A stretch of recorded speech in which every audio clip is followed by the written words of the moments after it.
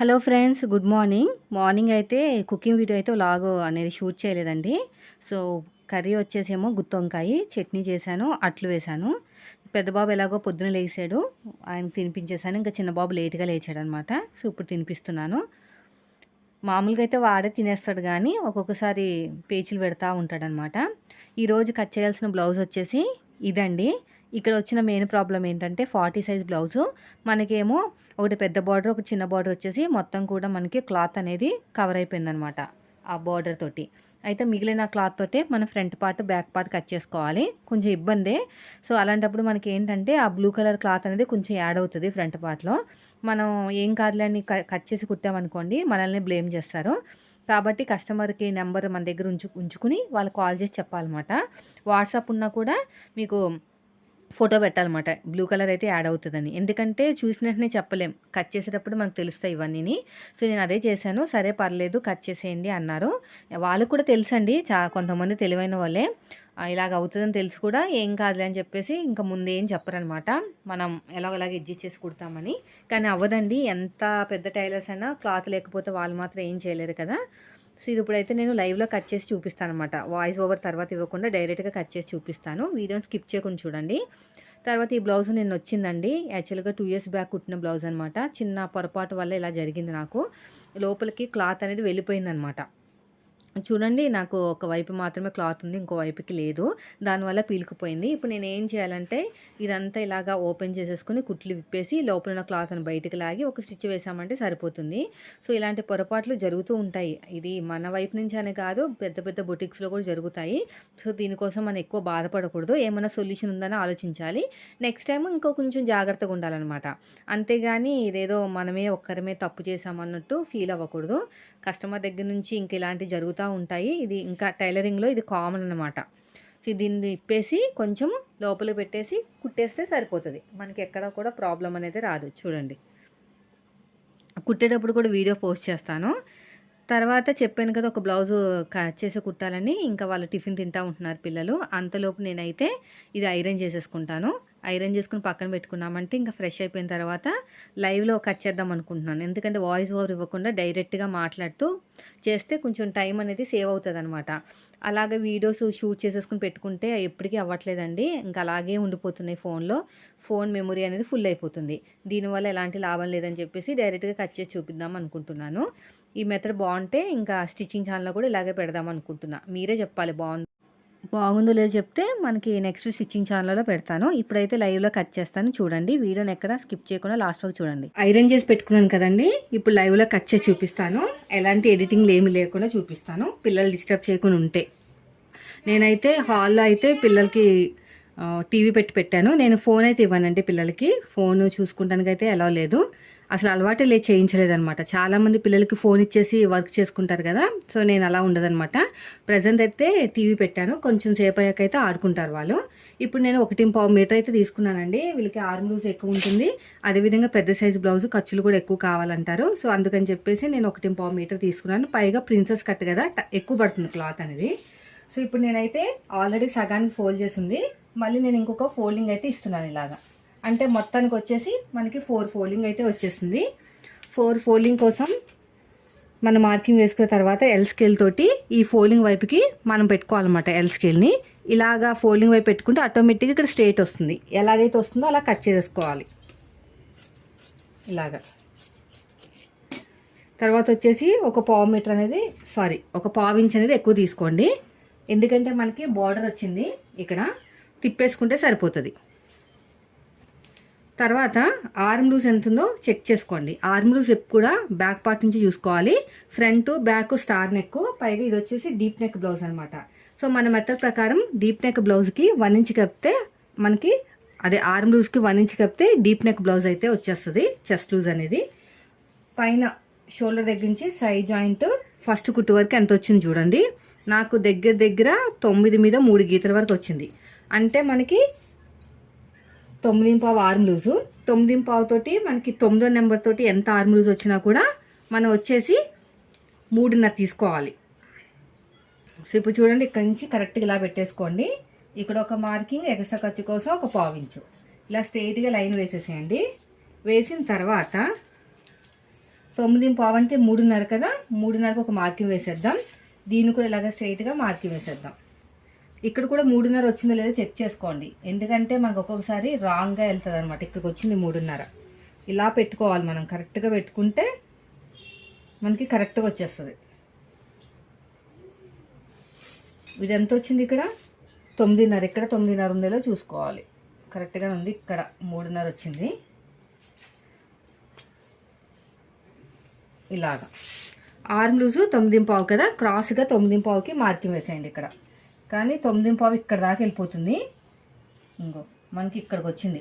So దీని నుంచి ఇలాగ స్ట్రైట్గా చూసుకుంటే ఆర్మ్ లూజు ఎంత వచ్చినా సగానికి ఒక మార్కింగ్ వేసుకోండి. ఈ మెథడ్ అనేది చాలా బాగుంటుంది అనమాట. స్టిచ్చింగ్ ఛానల్లో కూడా పెట్టాను చాలాసార్లు. ఇలా స్ట్రైట్గా మార్కింగ్ వేసుకోండి. ఇలాగ 9వ నెంబర్ కాబట్టి క్రాస్గా 2 ఇంచులకు మార్కింగ్ వేసుకోవాలి. ఏ సైజు వాళ్ళకైనా సరే ఇక్కడ 1 ఇంచ్కి, షోల్డర్ దగ్గర 1 ఇంచ్కి మార్కింగ్ వేసుకొని మన కర్వ్ స్కేల్ తోటి ఈ హెడ్ పార్ట్ ఉంటుంది కదా, ఈ కర్వ్ పార్ట్ ఇటువైపుకి ఇలా పెట్టేసుకుని ఇలా నీట్గా కర్వ్ తీసుకోవాలి. మళ్ళీ ఇలా తిప్పేసుకుని ఇలా నీట్గా. తర్వాత వచ్చేసి ఫ్రంట్ పార్ట్ కోసం ఇక్కడ టచ్ అయిన చోట 1/2 ఇంచ్ లోతు తీసుకోండి. ఇక్కడ మనకి ప్లస్ గుర్తు వచ్చింది కదా, ఇక్కడ 1/2 ఇంచ్ లోతు, మనకి చగ్గ దగ్గర నుంచి 1 ఇంచు ఇలా నీట్గా మార్కింగ్ వేసేసుకోవాలి. ఇలాగా ఇలా నీట్గా అయిపోయింది. మంచిగా పర్ఫెక్ట్గా వచ్చేస్తుంది హ్యాండ్ కటింగ్ అనేది. ఎలా పడితే అలా తీసుకోకూడదండి, సరిగ్గా రాదు. ఇప్పుడు ఫోల్డింగ్ దగ్గర నుంచి ఎంత వచ్చింది చూడండి, 6:30 వచ్చింది. 6:30కి ఒక మార్కింగ్ వేసుకోండి. వేసుకున్న తర్వాత ఇలా క్రాస్గా లైన్ వేసేయండి. ఇక్కడ కూడా అంతే, ఇలాగా 2 ఇంచెస్. ఇప్పుడు ఎలాగైతే మార్కింగ్ వేసామో సేమ్ అదే విధంగా కటింగ్ చేసుకుంటూ వెళ్ళిపోవాలి. ఇలాగా ఇక్కడ కూడా అంతే. మనకి ఇక్కడ అతుకులు పడతాయండి బాగానే, చూసారా ఈక్వల్గా లేదు కదా, ఇక్కడ కూడా మనకి ఈక్వల్గా లేదు. చూడండి మనం ఎంత జాగ్రత్తగా కట్ చేసినా కూడా మళ్ళీ క్రాస్ వచ్చింది. సో మనం ఇక్కడ జాయింట్ వేసుకోవాలి. ఇప్పుడు మిడిల్ ఒక చిన్న టక్ ఇచ్చేసుకుని ఇక్కడ 2 లేయర్స్ని సపరేట్గా తీసేసుకుని ఇక లో తీసేసుకోండి. ఐబ్రో షేప్ రావాలండి. ఇక్కడ ఒక మార్కింగ్, ఇక్కడ ఒక మార్కింగ్ అయిపోయింది. సో ఇది వచ్చేసి మనకి కింద జాయింట్ పడుతుంది కదా, పక్కన పెట్టేద్దాం. ఇప్పుడు వచ్చేసి మనకి బ్యాక్ ఓపెన్ కదా, అందుకని చెప్పేసి మీరు ఏం చేయాలంటే ఇలాగా పెట్టేసుకుని నీట్గా ఫోల్డింగ్స్ అనేవి మన వైపుకు ఉండాలన్నమాట. ఒక్కొక్కసారి మనం ఎంత బాగా వాష్ చేసినా కూడా హెచ్చు తగులు అనేవి వస్తాయండి, అది కామన్. ఇలా నీట్గా పెట్టేసుకొని ఇక్కడ ఎల్ స్కేల్ సహాయంతో ఇలా కొంచెం ఈ యాక్చువల్గా అయితే ఈ కూర ఉండకూడదు, కట్ చేసేయాలన్నమాట. మనం కుట్టేటప్పుడు ఉండకూడదు. ఎలాగో కట్ చేస్తున్నాం కదా అని చెప్పేసి నేను 1.5తో కట్ చేసుకుంటాను, ఎందుకంటే కింద పట్టి అతకడానికి. ఇలా అన్నమాట.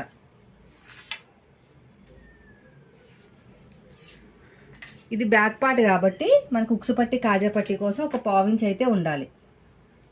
మనకి ఉక్సు పట్టి కాజా పట్టికి ఖర్చు కావాలి కదా, దానికోసం.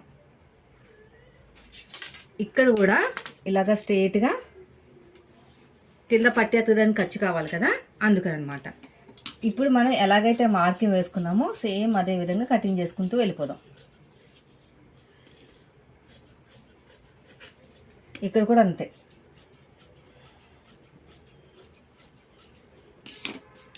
ఇప్పుడు మనకి 9:15 కదా, దీనికి 1 ఇంచ్ అయితే 10:15. 10:15కు ఒక మార్కింగ్ వేసేయండి.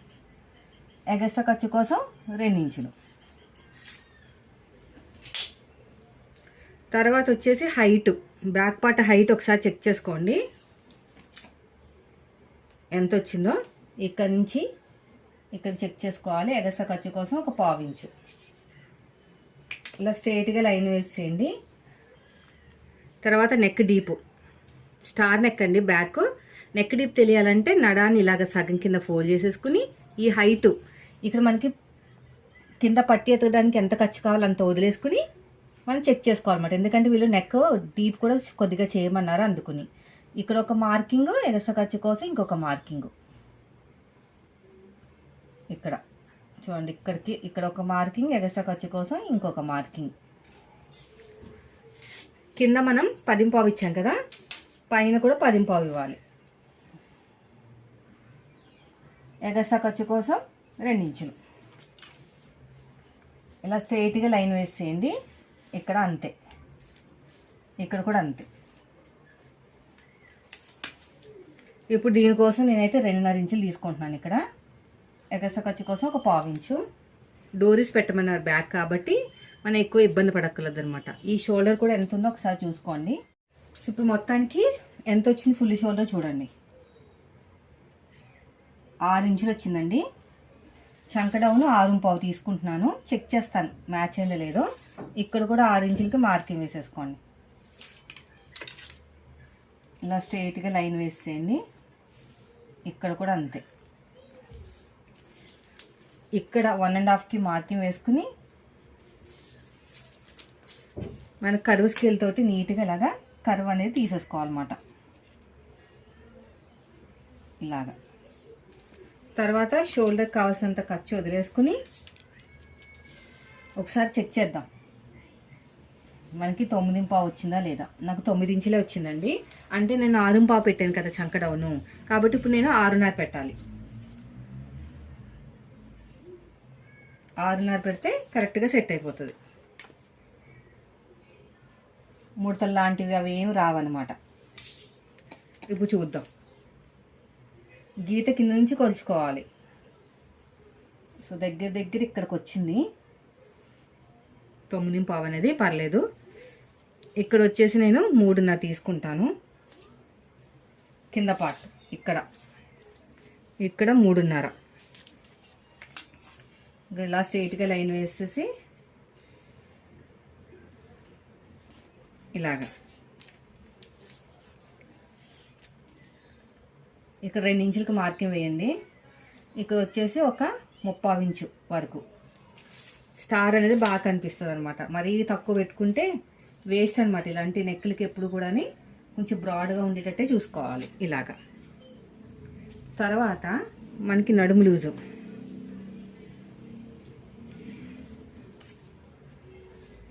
ఇలాగా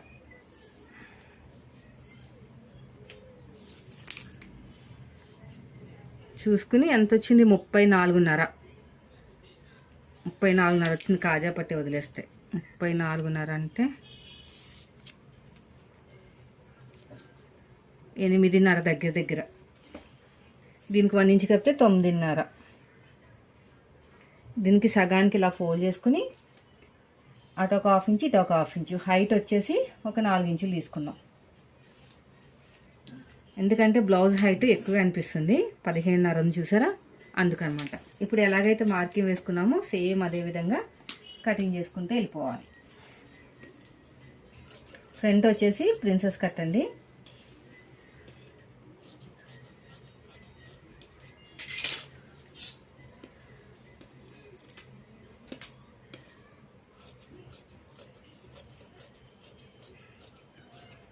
ఇలా నీట్గా కట్ చేసుకుంటూ వెళ్ళిపోతుంది.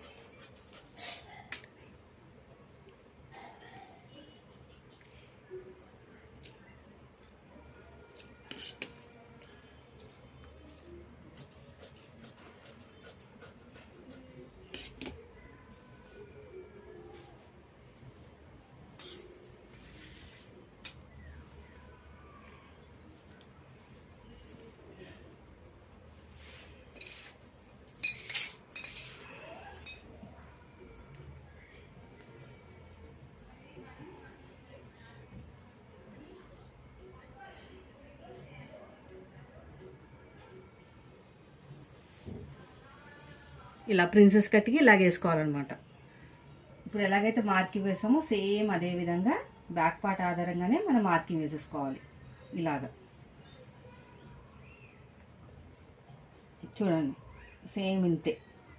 ఇక్కడ ఒక 1 ఇంచ్ వరకు ఎగస్ట్రా తీసుకోండి. కింద కూడా ఒక 1/2 ఇంచ్ ఎగస్ట్రా తీసుకోండి. బ్యాక్ పార్ట్ హైట్ కన్నా ప్రిన్సెస్ కట్ కదా, పైగా చెస్ట్ కూడా ఎక్కువ ఉంది, పెద్ద సైజు. ఒక 1/2 ఇంచ్ ఎక్కువ తీసుకుంటే మనకి చెస్ట్ పైకి ఎత్తినట్టు రాదు. ఈ వీలర్ తీసేసుకుని ఇలా నీట్గా మార్కింగ్ వేసేసుకోవాలి. ఇక్కడ బాగానే ఉంది కదా, అంతే. ఇక్కడ ఇది మనకి స్ట్రైట్గా లైన్ కదా, ఇక్కడ ఒక 1/2 ఇంచ్ లో తీసుకోవాలన్నమాట. ఇలాగా షోల్డర్ కావాల్సిన ఖర్చు వదిలేసుకుని 40 సైజ్ బ్లౌజ్ కాబట్టి షోల్డర్ కావాల్సిన ఖర్చు వదిలేసుకొని కింద గీత నుంచి ఒక 10:30కి మార్కింగ్ వేసుకోవాలి. 10:30 పాతొక్క 11 కూడా వేసుకోవచ్చు. నేనైతే ఒక 10:30 దాకా మార్కింగ్ వేస్తున్నాను. ఇది వచ్చేసి మనకి కింద వచ్చేసి మనం 3, ఇది మనకి పెద్ద సైజ్ బ్లౌజ్ కాబట్టి 3:30 వరకు తీసుకోవాలన్నమాట. 3:30 అనేది మీడియం సైజ్ బ్లౌజ్కి, 36 నుంచి 39 సైజు వాళ్ళకి మనం 3:30 దాకా తీసుకుంటాము. పాతొక్క 4 తీసుకోండి. దీనికి పాతొక్క 4, ఇక్కడేమో 2 ఇంచులు పెద్ద సైజు బ్లౌజ్ కాబట్టి ఇక్కడ పాతొక్క 4 తీసుకున్నాం కదా ఈ ఫోల్డింగ్ దగ్గర నుంచి. ఇక్కడ 4:15 తీసుకోవాలి, అంటే ఒక 1/2 ఇంచ్ అనేది ఎక్కువ తీసుకోవాలన్నమాట. ఇలాగా ఇక్కడ ఒక కొంచెం ముందుకు వచ్చి ఇలాగ షేప్ ఇవ్వాలి. ఇదేమో ఇలాగ అనాలి, అంతే, ఇంకేం లేదు. ఇక్కడ మనం ఒక 6:30కి మార్కింగ్ వేసేసుకుందాం. వీళ్ళకి 6:30 ఉందండి ఫ్రంట్ నెక్. ఇలా స్ట్రైట్గా లైన్ వేసేసుకుని ఇక్కడ 1.5 ఇంచ్కి పైకి పెట్టుకోండి. పైకి పెట్టుకుని ఇలాగ స్టార్, ఫ్రంట్ కూడా స్టారే కదా, ఇలా ఇవ్వాలి. ఇలా ఇస్తే ఫ్రంట్ కూడా మనకి స్టార్ వచ్చేస్తుంది. ఇక లైట్గా ఇలా షేప్ ఇవ్వండి.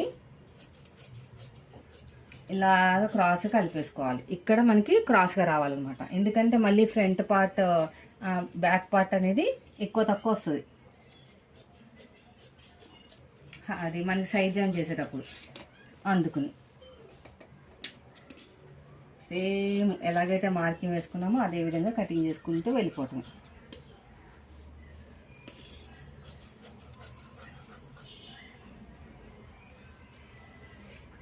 ఇక్కడ ఒక చిన్న టక్స్ పెట్టేసుకోండి. ఇక్కడ కూడా అంతే. ఇక్కడ వీల సహాయంతో ఇలాగా, ఇక్కడ కూడా అంతే, వెనక పడుతుంది అన్నమాట.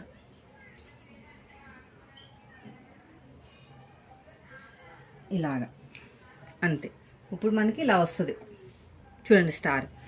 దీన్ని ఒరిజినల్ క్లాత్ మీద పెట్టుకుని కట్ చేసుకుందాము. ఫస్ట్ అయితే హ్యాండ్ కట్ చేస్తాను. మనకి అతుకులు పడతాయండి బాగానే. యాక్చువల్గా లైనింగ్ క్లాత్కి అతుకులు పడతాయి, ఇంకా ఒరిజినల్ క్లాత్కి ఇంకెక్కువ పడతాయి. మొత్తం ఈ కలర్ అంతా కట్ చేసేద్దాం, మళ్ళీ బ్యాక్ పార్ట్ ఉంటే బాగోదు కదా.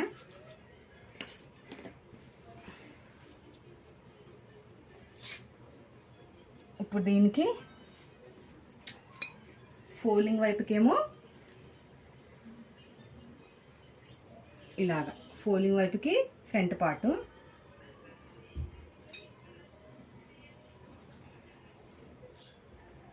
ఇక్కడ ఓపెనింగ్ వైపుకి బ్యాక్ పార్ట్, ఇలాగా.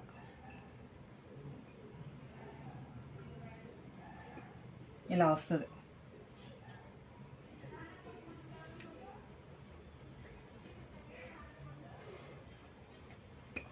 ఇలా చూడండి, అంతే నీట్గా కట్ చేసుకుంటూ వెళ్ళిపోవటం.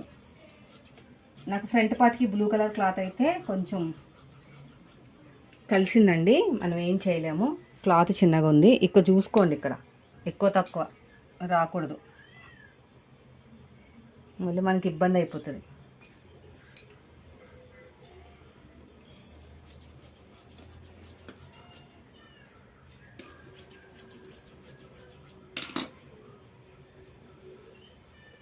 చూసారా, ఇక్కడ మనకి బ్లూ కలర్ క్లాత్ యాడ్ అయింది చూసారా. ఇదంతా కూడా సైడ్ జాయింట్ హ్యాండ్ దగ్గర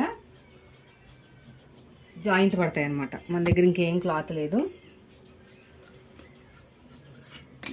చూసారా ఎంత ఈజీగా అయిపోయిందో, ఎంత టైం పట్టింది, ఒక 20 minutes దాకా పట్టినట్టుంది కటింగ్. ఇదండి ఈరోజు వీడియో. నచ్చితే లైక్ చేయండి. Thank you.